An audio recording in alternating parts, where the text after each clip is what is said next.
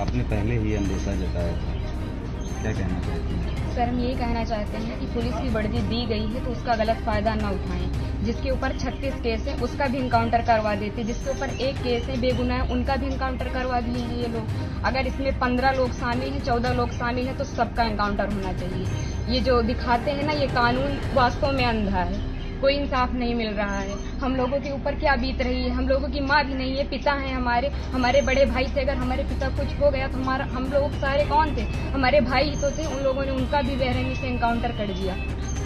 हम यही चाहते हैं कि सबका इनकाउंटर हो, इंसाफ मिले। इस सरकार में हम अभी तक तो सरकार के खिलाफ कुछ नहीं बोल रहे थे, लेकिन वास्तव में जो हो रहा है बहुत गलत हो रहा है। ये नहीं होना चाहिए, चाहे फिर इसमें विपक्षी पार्टी हो या फिर कोई भी हो, कोई भी नेता हो, जो करवा रहा है बहुत गलत करवा रहा है। हम लोगों को इंसाफ मिलना चाहिए, ऐसा नहीं होना चाहिए था। जो किए हैं बहुत गलत किए हैं। भगवान तो उनको सजा देंगे ही, लेकिन उनको भी सजा मिलनी चाहिए कानून की तरफ से।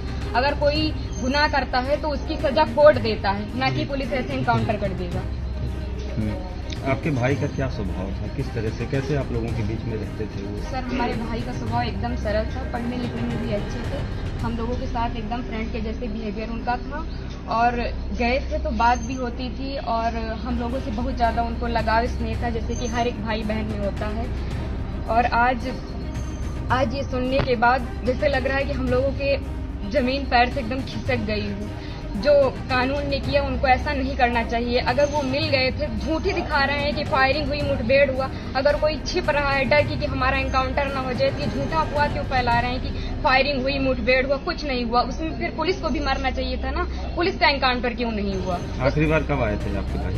आखिरी बार 3 जून को आए थे, 4 जून को उनका टिकट था, वापस चले गए थे सूरत, वहीं रहते थे। तो क्या एक साजिश तहत आपके भाई की हत्या हुई, एसटीएफ ने और कराया? इसमें जो बिपिन सिंह हैं और जो विनय शुक्ला हैं, वो हमारे घर पे आए थे, 3-4 बार आए थे, और हमारे भाई पढ़ाई करते थे। अभी तक हम ये सब बयान नहीं करना चाहते थे, लेकिन अब हम एकदम सच्चाई बता रहे हैं। वो लोग उनको लालच देके कि ऐसा गाड़ी होगा, बंगला होगा, वगैरह वगैरह, जबकि भगवान का दिया सब कुछ हम लोगों के पास है, सब कुछ है। लेकिन फिर भी उन लोगों ने लालच दिया, और लालच में ले जाकर उनको सूरत में एक केस में फंसा दिया। उसके बाद वो थे कि नहीं थे, न ये हम लोगों को पता है।